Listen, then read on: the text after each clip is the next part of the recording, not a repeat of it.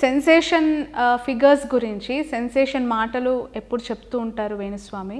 ఎవరైనా పెళ్లి చేసుకుంటే నిండు నూరేళ్ళు పిల్లా పాపలతో కలకాలం బాగుండాలి అని దీవించే పరిస్థితులు చూస్తూ ఉంటాం. కానీ వేణుస్వామి మాత్రం మీరు విడిపోతారు, మీరు 6 నెలలే, మీరు 3 నెలలే, నెక్స్ట్ మీరు విడాకులే, ఇవన్నీ చెప్తూ ఉంటారు.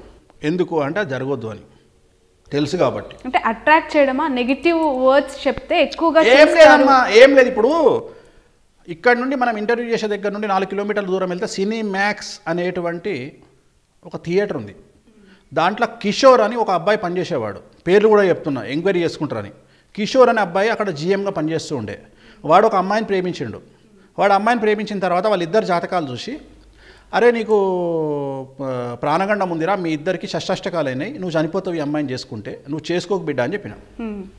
అంటే నాకు చెప్పకుండా పెళ్లి చేసుకోలేదు, కానీ ఇంచుమించు పెళ్లి వరకు వెళ్ళిపోయారు. అంటే మిగతా విషయాలన్నీ జరిగిపోయినాయి. ఓకే. ఒకరోజు రాత్రి వాడు సినిమాక్స్ నుండి ఇంటికి వెళ్తున్నప్పుడు చెస్ట్లో చిన్న పెయిన్ లాగా అనిపిస్తే, వాడి ఏజ్ 32 years. చెస్ట్లో పెయిన్ వచ్చినట్టు అనిపిస్తే డాక్టర్ దగ్గరికి పోతే నీకేం కాదు యాసిడిటీ అని ర్యాంటాక్ ఇచ్చి ఇంటికి పంపించిండు. ఇంటికి పోయిన 10 నిమిషాలకు హార్ట్ అటాక్తో చనిపోయాడు. ఓకే. ఇన్ని గొప్పలు మాట్లాడుతున్నాం మనం అందరము. పొద్దున్న లేస్తే విపరీతమైనటువంటి ఎక్సర్సైజ్ చేసేటువంటి కర్ణాటక హీరో చనిపోవాలని రూల్ ఎక్కడుంది? ఎందుకు చనిపోయాడు? మరి ఎక్సర్సైజ్ చేస్తే బతకాలి కదా, ఎందుకు చనిపోయాడు? సుశాంత్ సింగ్ రాజ్పూత్ ఎందుకు ఆత్మహత్య చేసుకున్నాడు?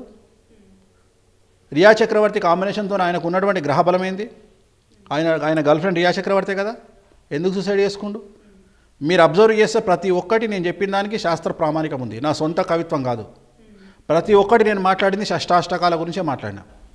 గౌతమ్ రెడ్డి గారు ఎందుకు చనిపోయారు? షష్టాష్టకాలే అంటే మీరు అనొచ్చు, పెళ్లికి షష్టాష్టకాలకి ఏం సంబంధం? పెళ్లి చేసుకుంది 30 ఏళ్ళ కింద. ఆ ఇంట్లో షష్టాష్టకాల కాంబినేషన్ కలిగిన పిల్లలు పుట్టినప్పుడు చనిపోతారు. అంటే వాళ్ళ ఇంట్లో ఇప్పుడు ఎగ్జాంపుల్ ఒక ఎల్ఐ అనే వ్యక్తి పెళ్లి చేసుకుంటే ఎప్పుడో 20 ఏళ్ళ కింద పెళ్ళి అయింది, సడన్గా ఈరోజు చనిపోయింది. ఎందుకు చనిపోయింది అంటే, ఉదాహరణ ఎల్లయ్యది మృగశిర నక్షత్రం అనుకుందాం, మృగశిర నక్షత్రం ఎల్లయ్యది అనుకుందాం.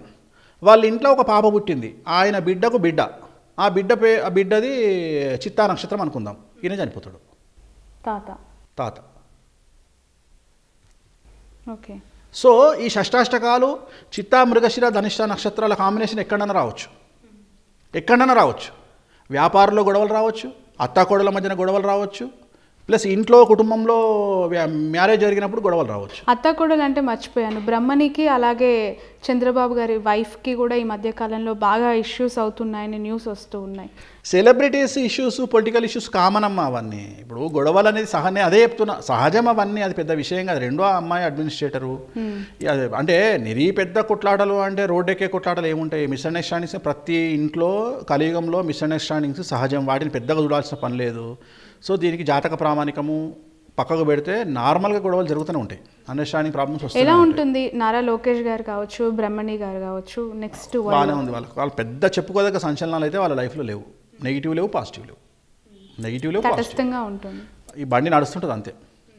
సో నేనేదో కావాలని, నేనేదో బెదిరియడానికో, నాకేమొస్తుందమ్మా బెదిరియకపోతే? దుకాణం బంద్ చేయమంటే బంద్ చేస్తా. ఇప్పుడు 6 నెలలు అవుతుంది ఇంటర్వ్యూ ఇయ్యాక, 6 నెలల తర్వాత ఇచ్చే ఇంటర్వ్యూ ఇది కూడా వద్దంటే సంవత్సరం ఇంట వండుకోమంటే పండుకుంటా, సంవత్సరం ఐఎమ్ రెడీ అంటే నేను దేనికైనా సిద్ధం.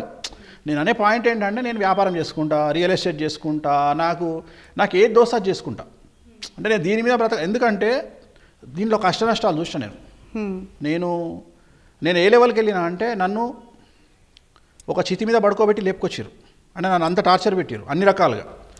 ఎవడు? జనాలు. ఇప్పుడు నేను జగన్మోహన్ రెడ్డి గెలుస్తాడు అనగానే అదర్ పార్టీస్ వాళ్ళు నాకు రాత్రి 2 గంటలకు ఫోన్ చేసి బెదిరించేది, రేపు పొద్దున్న నువ్వు చచ్చిపోతావు, నేను చంపేస్తాం. రేపు పొద్దున్నే రాత్రి 2 గంటలకు నేను ఫోన్ లేపితే మనం అనుకుంటాం ఎవడో ఎమర్జెన్సీ బంధువు, మన చుట్టమో, మా అమ్మనో, మా తమ్ముడో అనుకొని లేపితే, అరే నువ్వు జగన్మోహన్ రెడ్డి గెలుస్తాడని చెప్పినావు కదా, నేను లేపేస్తున్నాను రేపు పొద్దున. నేను ఎట్లా రియాక్ట్ అయ్యి ఉంటే చెప్పు? మీరు ఎక్కడి నుండి ఫోన్ చేస్తున్నారండి? గుంటూరు నుండి. నీకు గుంటూరు నుండి రావడానికి ప్రాబ్లం అయితే రేపు పొద్దున్న నేనే వస్తాను, నా నుండి ఆన్సర్. ఓకే. సో అంత రాటు తేలిపోయారు అనమాట.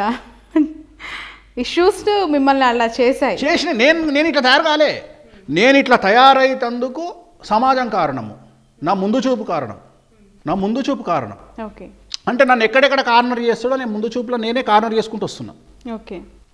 నేనే కార్నర్, నేను నా అంతా నేనే చెప్పుకుంటున్నా. నేను ఎవరికి కారణం కాదలుచుకోలే, నేను ఎవరిని ఐటెం కాదలుచుకోలే. నేను ఎందుకు కావాలి, నేను ఎందుకైతే నా ఇష్టం. నేను సమాజంలో అగ్రెసివ్గా పోతున్నా, నేను మంచి పనులు చేస్తా, నేను అందరికీ చెప్పుకోవాల్సిన అవసరం లేదు. ఇప్పుడు నా భార్య ఒక 15 మంది రేప్ విక్టిమ్లను దత్తత తీసుకొని గత 8 ఏళ్ల నుండి నేను సాకుతున్నాం. ఇప్పుడు సమాజానికి తెలియదు ఈ విషయం. నన్ను విమర్శించమని వచ్చి నా ముందర మాట్లాడమనాలి, ఎవడన్నా మాట్లాడతాడేమో. దగ్గర కరోనా టైంలో నేను 2 సంవత్సరాలు 40 లక్షల రూపాయలు నేను సెక్స్ వర్కర్స్కు నేను పంచిన. ఎందుకు అంటే బాగా దెబ్బతిన్నది భారతదేశంలో వాళ్ళే, సెక్స్ వర్కర్సే. ఎలా అంటే వర్క్ లేదు, కరోనాలో మగడు పెళ్ళాం కూడా కలుసుకోవడానికి భయపడుతున్న సందర్భంలో సెక్స్ వర్కర్ దగ్గరికి పోతారా జనాలు? పోరు. అలాంటి సందర్భంలో అమ్మాయిలందరూ తినడానికి తిండి లేక అడుక్క తింటున్న సందర్భంలో అందరికీ మనిషికి 10,000, 20,000, నెలకు 10,000, 20,000 చొప్పున నేను వేసిన. ఎందుకు అంటే బాగా దెబ్బతిన్నది వాళ్ళే, వాళ్ళ వెనకాల ఫ్యామిలీలు. సో వాళ్ళందరూ సెట్ అయ్యారు, వాళ్ళందరూ హ్యాపీగా బతుకుతారు.